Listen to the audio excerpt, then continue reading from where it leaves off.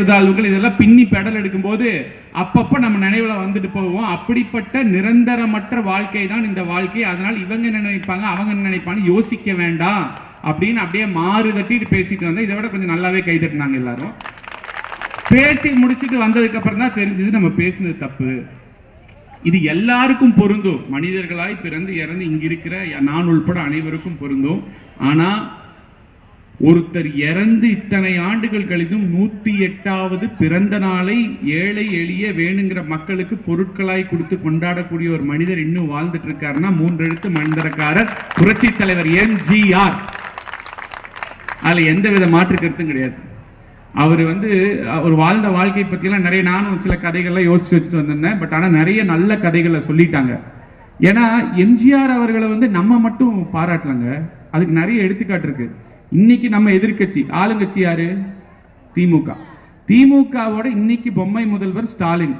என்னைக்காவது ஒரு நாள் ஏதாவது ஒரு இடத்துல, ஏதாவது ஒரு மேடையில, ஏதாவது ஒரு கிராமத்துல, இல்ல ஏதாவது ஒரு நகரத்துல, ஏதாவது ஒரு மைக்ல, ஒரே ஒரு இடத்துலயாவது கருணாநிதி ஆட்சியை நான் கொடுப்பேன்னு அவர் சொல்லியிருக்காரா?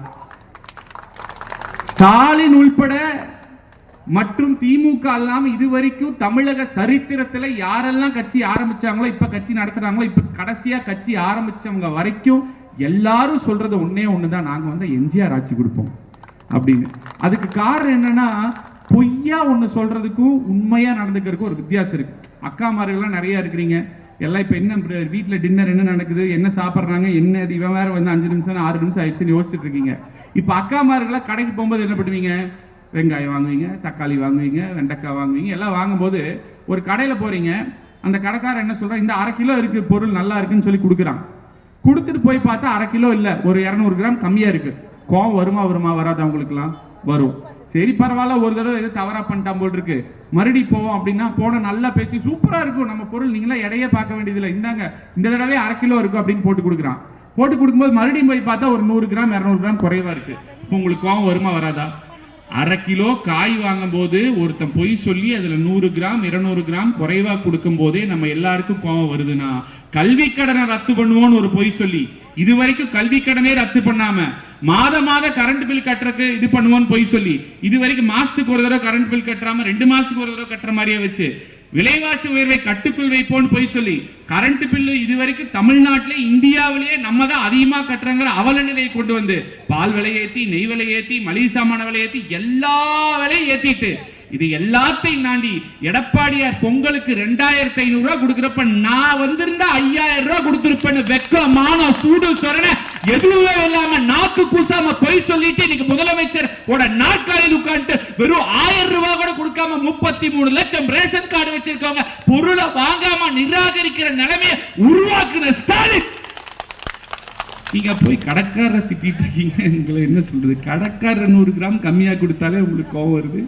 ஆனா இப்படிப்பட்ட ஒரு முதல்ல ஒண்ணு இல்ல, ஒரு நாணயம் இல்லைன்னா ஒண்ணும் இல்ல, பக்கத்து வீட்டுல ஏதோ ஒரு பேசுற கொடுத்தல் வாங்கல, ஒரு 100 ரூபாய் கூட நாளைக்கு தரேன்னு கொடுக்குறாங்க, திருப்பி கொடுக்கல, சரியா இல்ல, நம்பிக்கை இல்ல, அடுத்த வாட்டி அவங்க கூட நம்ம என்ன நினைப்போம், இவங்க கூட பேச்சுவார்த்தை வச்சுக்கூடாது, பொய் பேசுறான் அப்படிதான் நினைப்போம். பொய் பேசுறவங்க, நீங்க இருக்கிற ஏதாவது ஒரு பொய் பேசுற கம்பெனிக்கு உங்க ஓனரா இருந்தா நீங்க வேலைக்கு போவீங்களா, இல்ல உங்க கம்பெனியில பொய் பேசுறவங்க வேலைக்கு வச்சிருப்பீங்களா? வாயை திறந்தா பொய். இந்த மாதிரி திட்டங்கள்ல மட்டும் பொய் இல்ல, நானோ எனது குடும்பமோ யாருமே அரசியலுக்கு வரமாட்டோம். பொய் நம்பர் 1 பாருங்க, உதயநிதி ஸ்டாலின் வந்துட்டாரு, அடுத்து அவங்க பையன் வந்துட்டாரு. இல்ல நான் கேட்கிறேன், உண்மையா சொல்றேன், நீங்களா புரட்சி தலைவரோட பிறந்த நாள் சொல்லிட்டு ஆர்வமா பிறந்த நாள் புரட்சி தலைவர் பத்தி கேட்கணும் வந்திருக்கீங்க. இது சில பேர் அதிமுக கட்சியில சேர்ந்தவங்களும் இருக்கலாம், இல்ல கட்சியில் இல்லாதவங்க இருக்கலாம். நான் உண்மையா சொல்றேன், இங்க இருக்கிற அத்தனை பேரும் அனைத்து இந்திய அண்ணா திராவிட முன்னேற்ற கழகத்தில் இணைந்தீர்களே என்றால் கண்டிப்பாக வருங்காலத்தில் ஒரு பொறுப்புக்கு உங்களால் வர முடியும்.